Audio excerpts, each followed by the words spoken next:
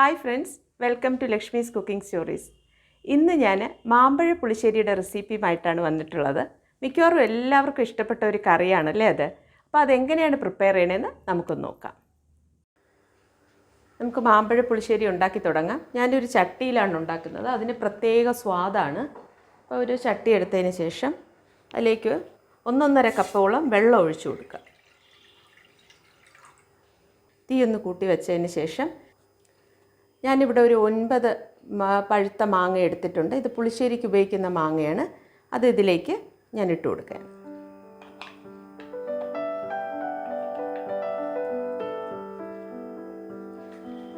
ഇനി ഇതിലേക്ക് ഒരു 1/4 ടീസ്പൂണോളം മഞ്ഞൾപ്പൊടി ഇട്ട് കൊടുക്കുക. ഒപ്പം തന്നെ 2 തൊണ്ടൻ മുളക് കൂടെ ആഡ് ചെയ്യാം.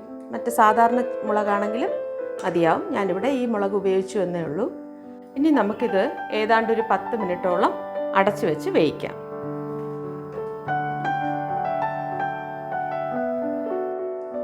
നമുക്ക് മാമ്പഴം വേവുന്ന സമയം കൊണ്ട് ഇതിന് വേണ്ട കൂട്ടരച്ചെടുക്കാം. ഇവിടെ ഞാൻ 1 കപ്പ് തേങ്ങയാണ് എടുത്തിട്ടുള്ളത്. അത് നമുക്ക് മിക്സിയിലേക്ക് ഇട്ട് കൊടുക്കാം. മിക്സിയിൽ ഒരു ബൗളിൽ ഇനി അതിലേക്ക് ഒരു 1/2 ടീസ്പൂൺ മഞ്ഞൾപ്പൊടിയും 1/2 ടീസ്പൂൺ മുളക് പൊടിയും ഒരു 1/2 ടീസ്പൂൺ ജീരകം അത്രയും കൂടെ നമുക്കിതിലേക്ക് ആഡ് ചെയ്ത് കൊടുക്കാം. ഇനി ഇത് നല്ല മഷി പോലെ അരച്ചെടുക്കണം. ഞാനിതൊന്ന് അരച്ചെടുക്കുവാണ്. ഏതാണ്ട് 15 മിനിറ്റോളം ആയിട്ടുണ്ട്. ലോ ടു മീഡിയം ഫ്ലെയിമിൽ വേണം നമ്മൾ ഈ മാമ്പഴം വേവിച്ചെടുക്കാനായിട്ട്. നമുക്ക് നോക്കാം. മാമ്പഴം പാകത്തിന് വെന്ത് വന്നിട്ടുണ്ട്. ഇനി നമുക്കിതിലേക്ക് ഞാൻ നേരത്തെ അരച്ച കൂട്ട് ചേർക്കുകയാണ്. ഇതിലേക്കൊന്ന് ചേർത്ത് കൊടുത്ത് ഒരു 5 മിനിറ്റോളം അത് ഇതിൻ്റെ അരപ്പൊന്ന് വേകാനായിട്ട് നമുക്ക് വയ്ക്കാം. ഫ്ലെയിം ലോയിൽ തന്നെ ഇരിക്കണം. കൂടുതൽ ഫ്ലെയിം വേണ്ട. ഈ ഒരു ടൈമിൽ നമുക്കിതിലേക്ക് ഉപ്പ് ആഡ് ചെയ്ത് കൊടുക്കാം. നമുക്കൊരു 1/2 ടീസ്പൂൺ ഉപ്പ് ആദ്യം ഇട്ട് നോക്കാം. വേണമെങ്കിൽ നമുക്ക് പിന്നെ ആഡ് ചെയ്യാം.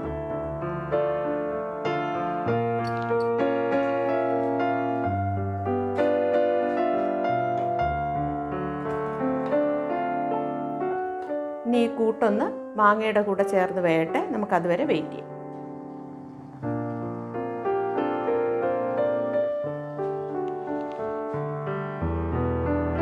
ഇതിപ്പോൾ നന്നായി തിളച്ച് വന്നിട്ടുണ്ട്. ഈ ടൈമിൽ നമുക്കൊരു 1/2 ടീസ്പൂൺ പഞ്ചസാര കൂടെ ഇതിലേക്ക് ചേർത്ത് കൊടുക്കാം. ഇട്ടൊന്ന് നന്നായിട്ട് ഇളക്കി യോജിപ്പിക്കാം. അതിനുശേഷം നമുക്ക് ഫ്ലെയിം ഓഫ് ചെയ്യാം. ഓഫ് ചെയ്തതിന് ശേഷം ഈ മാങ്ങയുടെ ഈ കൂട്ട് നല്ല പോലെ തണുത്തതിന് ശേഷം മാത്രമേ നമുക്കിതിലേക്ക് തൈര് ആഡ് ചെയ്യാൻ പാടുള്ളൂ. അല്ലെങ്കിൽ തൈര് പിരിഞ്ഞു പോവും. അത് കാരണം ഞാൻ തീ ഓഫ് ചെയ്യുവാണ്. എന്നിട്ട് നമുക്ക് തണുക്കാനായി വെയിറ്റ് ചെയ്യാം. മാമ്പഴക്കൂട്ട് ആവശ്യത്തിന് തണുത്തിട്ടുണ്ട്. നമുക്കിനി ഇതിലേക്ക് ഞാൻ 1 കപ്പ് തൈരാണ് ആഡ് ചെയ്യണത്. അത് നമുക്കിതിലേക്ക് ചേർത്ത് കൊടുക്കാം.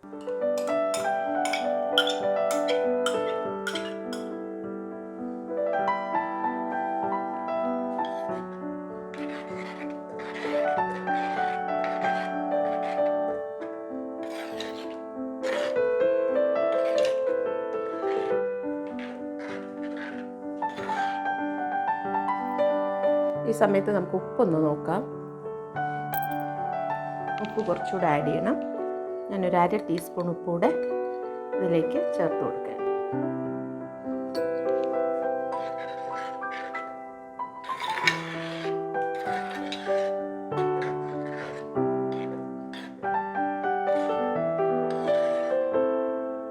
ഇനി നമുക്കിതിലേക്ക് കടു താളിച്ചൊഴിച്ചാൽ മതി. അപ്പോൾ നമ്മളെ മാമ്പഴ പുളിശ്ശേരി റെഡിയാവും. അപ്പോൾ നമുക്കിതിലേക്ക് കടു താളിച്ചൊഴിക്കാം. നമുക്കിനി ഒരു ചെറിയ ഫ്രൈയിങ് പാൻ എടുത്തിട്ട് അതിലേക്കൊരു 2 ടീസ്പൂണോളം വെളിച്ചെണ്ണ ഒഴിച്ചു കൊടുക്കാം. വെളിച്ചെണ്ണ തന്നെ ഉപയോഗിക്കണം. അതാണ് അതിൻ്റെ ടേസ്റ്റ്. ഇനി എണ്ണ ചൂടാവട്ടെ. എണ്ണ ചൂടായിട്ടുണ്ട്. നമുക്കൊരു 1/2 ടീസ്പൂൺ കടുക് ഇതിലേക്ക് ഇട്ട് കൊടുക്കാം.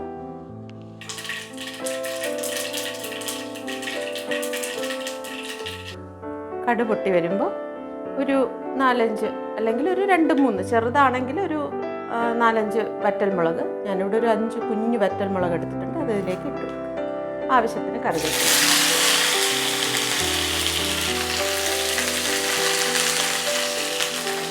അതിനോടൊപ്പം നമുക്കൊരു 1/4 ടീസ്പൂൺ കായപ്പൊടിയൂടെ ചേർത്ത് കൊടുക്കാം. നമുക്ക് ഫ്ലെയിം ഓഫ് ചെയ്തിട്ട് ഇതിലേക്ക് മാമ്പഴ പുളിശ്ശേരിയിലേക്ക് ഒഴിച്ചു കൊടുക്കാം.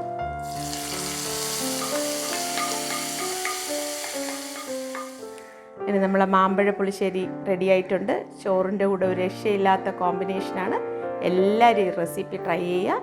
ഒപ്പം തന്നെ എൻ്റെ ചാനൽ ആദ്യമായി കാണുന്നവർ സബ്സ്ക്രൈബ് ചെയ്യാൻ മറക്കരുത്. ഈ വീഡിയോ ലൈക്കും ഷെയറും ചെയ്യുക. അപ്പം നമ്മളെ മാമ്പഴ പുളിശ്ശേരി റെഡി ആയിട്ടുണ്ട്.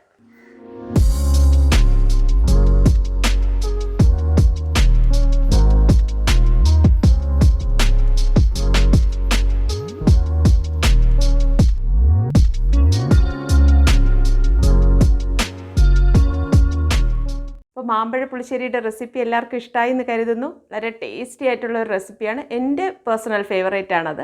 അപ്പോൾ എല്ലാവരും ഇത് തീർച്ചയായിട്ടും വീട്ടിൽ ട്രൈ ചെയ്ത് നോക്കുക. ട്രൈ ചെയ്തതിന് ശേഷം എങ്ങനെയുണ്ടായിരുന്നു ഈ കറി എന്നുള്ള അഭിപ്രായം കമൻറ്റ് ബോക്സിൽ രേഖപ്പെടുത്താൻ മറക്കരുത്. അപ്പോൾ വീണ്ടും പുതിയ പുതിയ റെസിപ്പീസുമായി വരുന്നത് വരെ എല്ലാവർക്കും നല്ലൊരു ദിവസം ആശംസിക്കുന്നു. Take care. ബൈ.